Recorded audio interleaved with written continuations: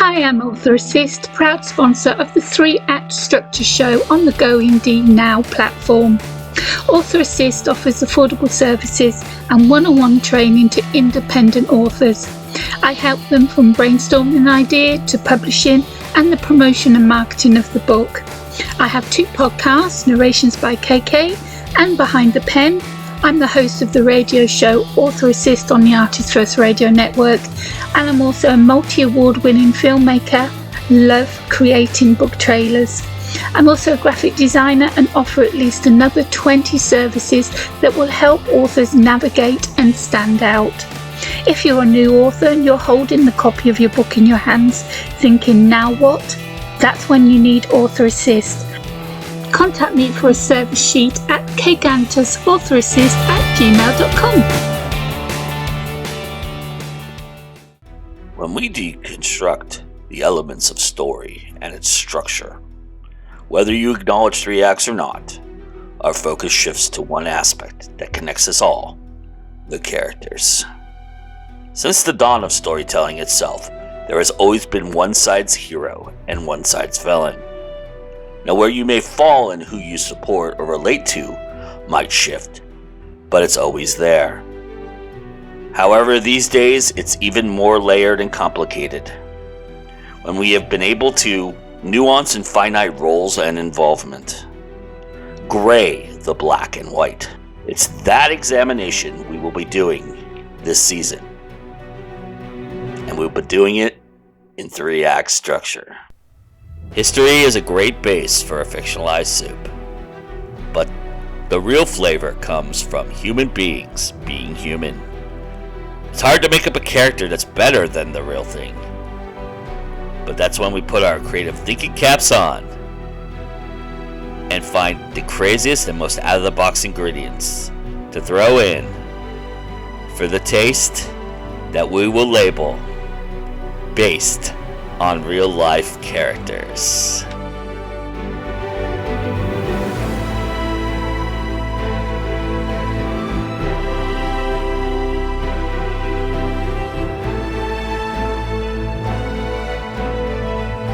Hi there, my name is Adam Gaffen. I'm the author of the Cassidy Chronicles, a science fiction series of novels and stories, and I'm thrilled to be here.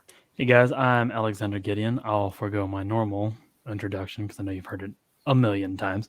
I'm an author of dark fantasy, sci-fi, and horror. I am Jim Nettles. I write science fiction, fantasy, urban fantasy, bit of horror, bit of this, that, and the other, as well as nonfiction, as well as being the business dean for the Speculative Fiction Academy and founder at Author Essentials and Workshops. Hi, I'm DL Wainright. I'm the author of the dark fantasy series The Hollow Sun that has folklore and mythology from all over the world and creepy stuff. People get eaten a lot.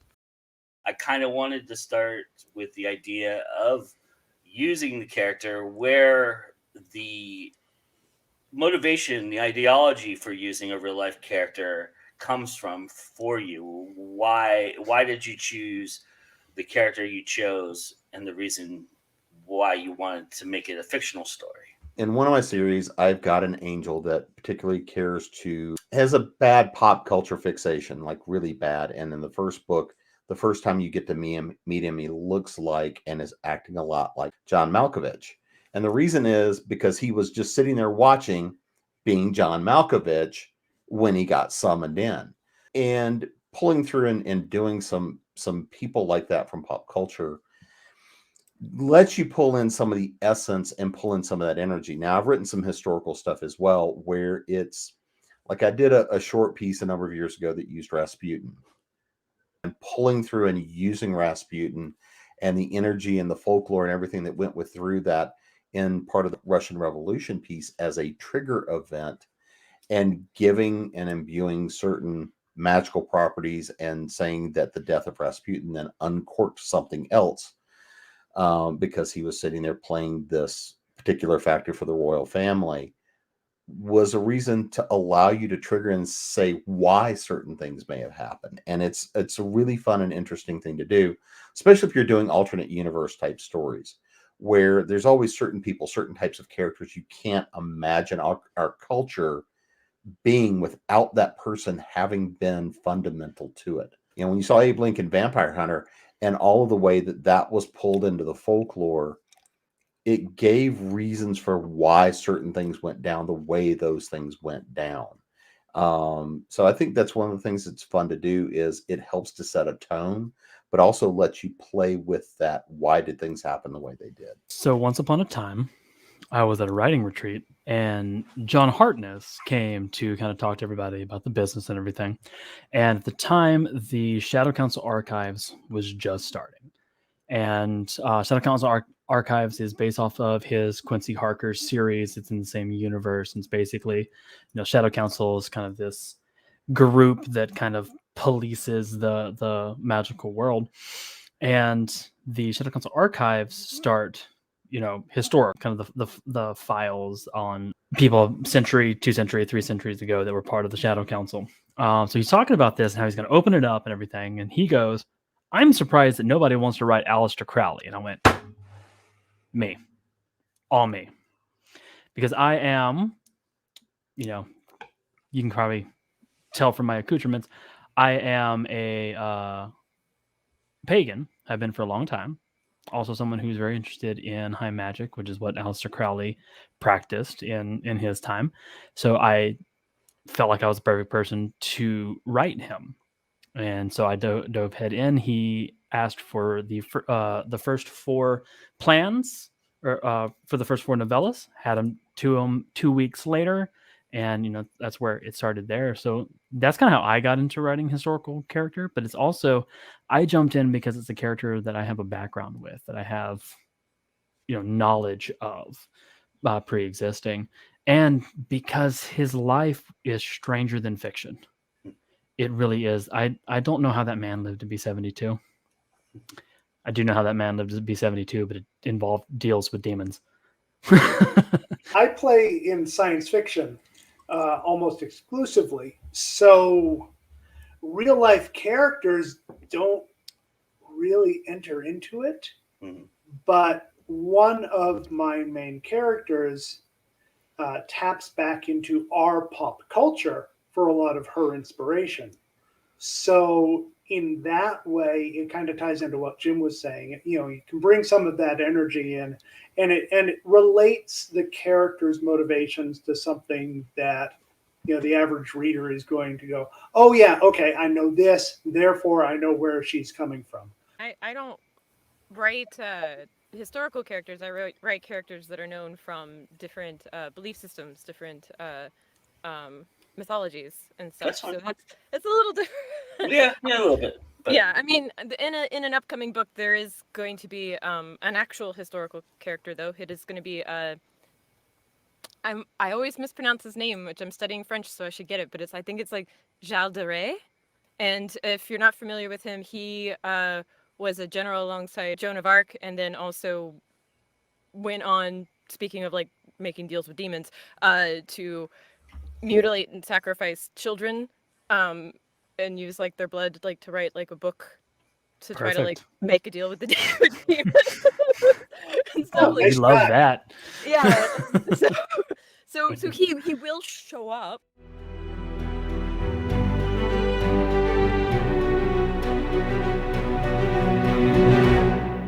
Well, let me start with you on the next part of this then, which is the research aspect is huge. And this kind of idea using characters based off of either myth, lore, folk, whatever you might want to use as the motivation to make the character.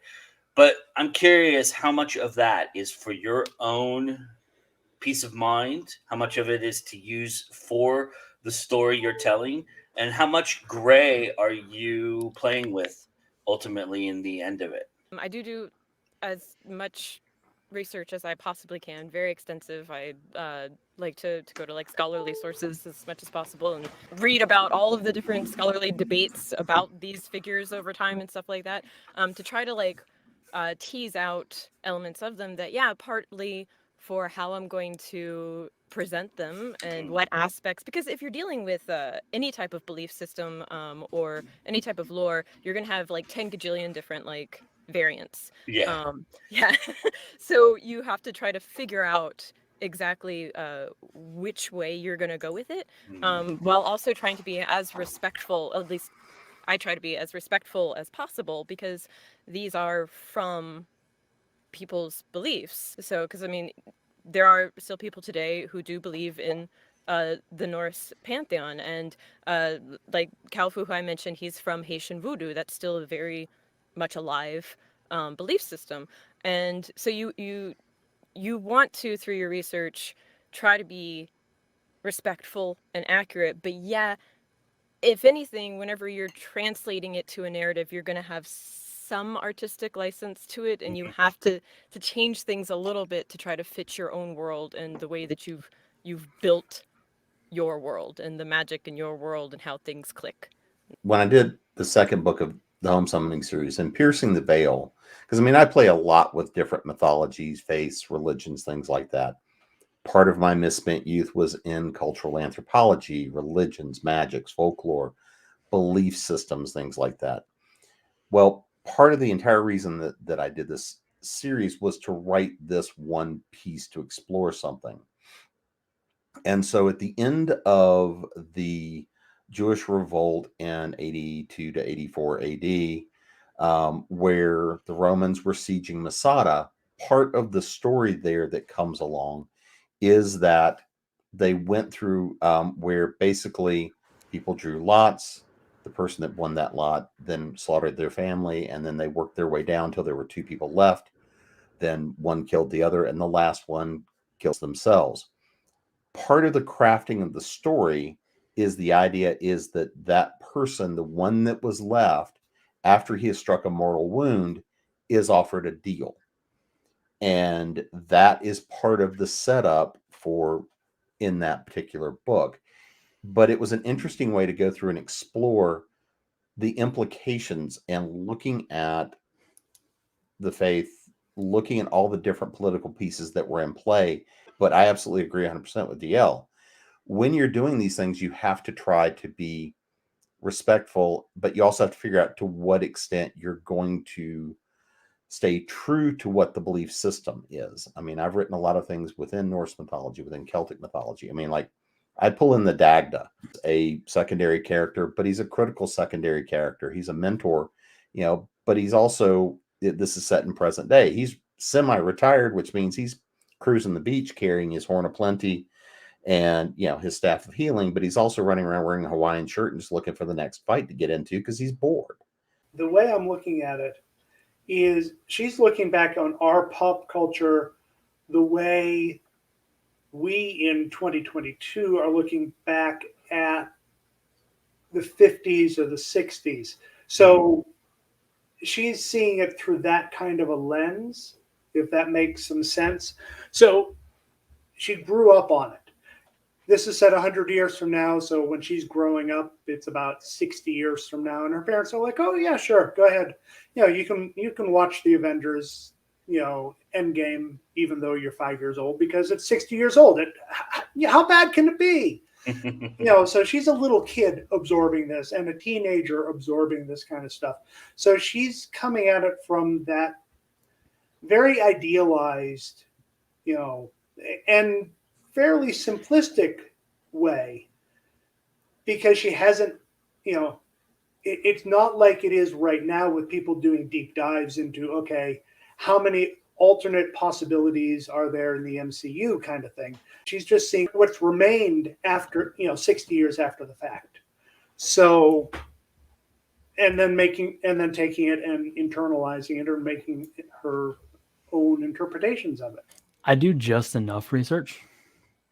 I try not to let myself get lost in it, because for anything you can get lost in the research, and when you're 12, 13 tabs deep in a succession of links, you kind of lose where you're at, and you're just looking shit up at that point. So a lot of it was art. Was my with these books was the experience that I already had. So I've read his book, Magic in Theory and Practice. So I also got the Book of the Law, Liber Alvelegis, which he wrote, which kind of started the religion of Thelma. And then I realized as I was writing this, I've never read any of his writing, like his like fiction, his poetry, anything that he had written there. So I got an anthology called White Stains. It is called that for the exact reason you think it is. And he is a horrible writer. He's an absolute horrible writer. And so, kind of seeing some of the research within to who he was, I felt was more important than into research of like his life. I did a cursory kind of look at the events in his life so that I'm not looking too deep into everything so that I can make my own version of what's going on. So that it's not exactly following his life, but it's still based off of it. But my research goes into, especially with historical figures, on who they are, what is their personality, what can we learn about them as a person. So the things that were really interesting to me were like the fact that Crowley absolutely despised W.B. Yeats because he was so much better of a poet than he was. And he wished he could be that good, and so he despised him for it. I was like, that's the super important information to me when researching an existing character, an existing person, existing anything.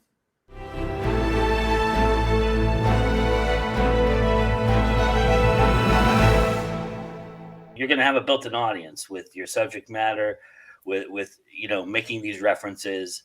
So where do you feel like you have to make it the most recognizable? Is it in the character itself? Is it in their reactions, the setting and time period, the references to the past? Where do you feel like you're giving the most recognition to it? So the character Kendra, she's really internalized the ethos of Star Trek, the infinite diversity and infinite combinations, the whole exploration, go out, go and see and find out and go see what's out there. And she's using that to drive, her dreams. So somebody is going to come in and recognize that. And since she grew up watching, our pop culture and our representations of what spaceships ought to look like, that's what she thinks spaceships ought to look like. And since she's in charge, since she's the one funding everything, she's saying, look, I'm writing the checks, make it look this way, which makes it fun. The first book had a lot of pop cultural references because I wanted to pay homage to a lot of the authors and the shows that I really particularly enjoyed. So it depends on which series. But in most of the urban fantasy stuff, because again, I'm pulling heavily from myth, legend, kind of across the board. The first thing I look for is really more about what is the relationship. Because in most of these cases, at least some of my characters, have a very real relationship back and forth with these deities. It's they're physically interacting. And when you have somebody that grew up around the gods, versus you introduce somebody that's human, that's questioning everything before they get that introduction, and they walk into this world where they discover, wait a minute, it's not even this deity or that deity, but all of them, there's a truth here. It's creating that relationship as to how do we as people, how do we as humans interact with that next level of deityhood. And from a deity standpoint, for the ones that I do write and that I do use, it is often about how are you bringing that forward? How are they going to have changed as well? Because, it's never that the deity is unchanging and the human's unchanging. Both are always changing, and they're changing together, and they're changing in tandem.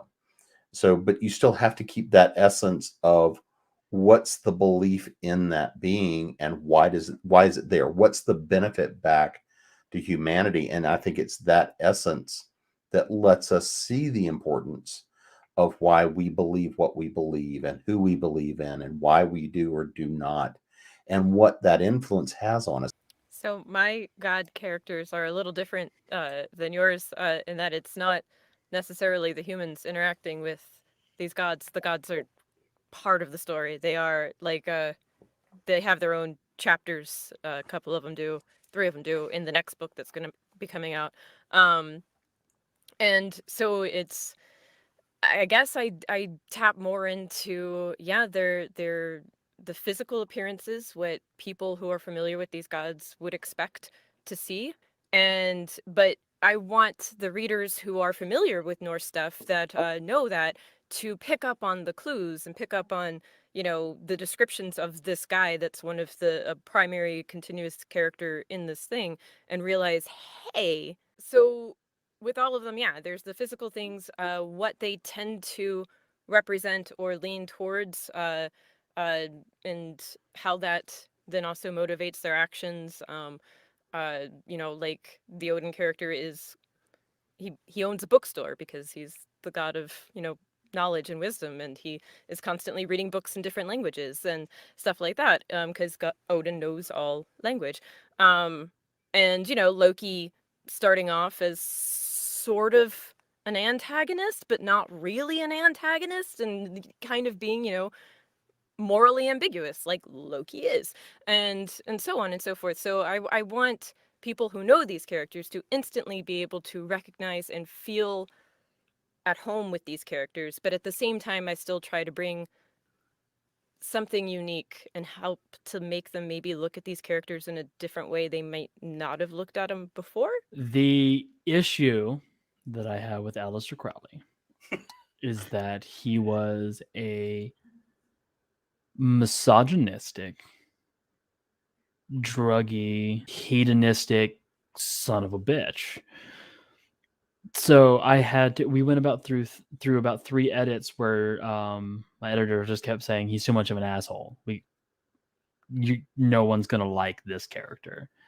And so some of the recognizable features for Crowley isn't in who he is, but is some of the things that are happening in his life and some of the things that he creates. Like at one point he gives the secondary character Elaine a copy of Magic in Theory and Practice that he had written. He at one point talks about using a unicursal hexagram because Aleister Crowley created the unicursal hexagram. And and I'm pulling those things, but it was so hard with him because he is this big, you know, facet in pop culture now, and has such an influence to this day on, you know, it's still on paganism, on, you know, traditional magical practices, that kind of thing, that, you know, I have to be true to that and know and give him that knowledge. But you have to sometimes make the character into someone that people now will like, which you have to do carefully, because I don't want to try to make people think that Aleister Crowley was, you know, historically this really good guy. So I'm still having to seed in these things. I mean, like in the books, it's talked about how Aleister really likes to go, you know, to the brothels and likes to, you know, have all of these things that are make him not quite as good of a person. And that's going to, you know, come into play, especially as we go along. But then there's also those things that are added in there that are not necessarily as recognizable, but are true to character. Like Aleister Crowley was part of a mountain climbing team that was almost the first ones to summit K2. They got about 3/4 of the way up on outdated gear in like 1905 and got back down with no injury to their party, which is incredible for the time period and with the technology and the gear that they had. What's funny is that one of the reasons for not summiting that was cited was personality issues. And you go, that's Crowley. That was Crowley right there. You know that pretty much the entire team just ended up hating the man. And, you know, that's kind of the thing that I have to play with is that Crowley in real life was not a likable person. I mean, he was known as the wickedest man in the world for a reason. What is the funnest part about using, well-known mythology and characters and things like that? What do you guys really enjoy about all that? Getting to explore it. Just researching it and exploring it. I mean, usually most of the people or deities, mythology, folklore, whatnot that I use is stuff that I have researched very actively, and then we'll go pull down that rabbit hole. But I mean, a lot of it, and I mean, if I was at the house in Charlotte, I've got a massive library of books, and I've read pretty much all of them in terms of the folklore and stuff over the years. But the thing that's really, to me, again, most fun is getting to explore the academic concept of the myth, the folklore, the story, whether it was a historical person, like I say, playing with Rasputin or something like that, or playing with myth and folklore, is how am I interpreting the information that I have about them? How am I seeing them and getting to add my spin or my piece to that? Kind of like Alex was talking about, was that idea of getting to take the person and find that essence and find the parts of the essence that fit with the story you want to tell. And I mean, to me, that's really the fun part is, no human being, even Aleister Crowley, is absolute good, or in that case, absolute evil. But some of them, try pretty hard at it. But I think it's getting to explore what leads a person down certain paths, or how do we see and interpret it, and why. And to me, that's the fun part. My degree is in world religions, so I'm just a huge nerd. I love this stuff. So for me, that's the great thing is, just the research, the getting to uncover new stuff. Like, no matter like how much I think I know about like a figure from one mythology or lore or another, I then learn something new, and I'm like, oh, that's cool. I didn't realize that before and stuff, and so it's a fun discovery on its own. It's the gift that keeps on giving. I've been interested in how far Kendra will push to make our fiction her reality. What is that was the theme of the fifth book. What price are you willing to pay for to make your dreams real? And it gets asked over and over and over in the book, and there are lots of different answers. And so that's been a lot of fun. And like I said before, coming up with her curses, because she is a Zeus worshiper. That's been fun too, because you get to be a little bit creative with those. I think it's fun to just create this new mythology and new kind of alternate history for the characters, and kind of see how these characters would react when other characters are added in. Like in the third book, Dorian Gray is a big character there. So it's kind of like, how does Aleister Crowley or Elaine Simpson deal with meeting the Dorian Gray, and how is his experience there? And like, just this whole combination of exploring how these characters would react in these situations that are different than anything that they experienced, and also getting to dive into different headspaces with kind of the scenarios that I'm putting them in these alternate versions of their lives. I've also gone down the level of writing a short story about Belaflicus, the Roman god of belly button land. So, depending entirely on where I'm at and what serves the story and what the intention is, I think it's really, do what you need to do. Just try to be respectful where you have to be. In the case of Crowley, be more disrespectful, and wait to see if his ghost shows up in your doorstep. There you go, DL. Beat Belly Foot.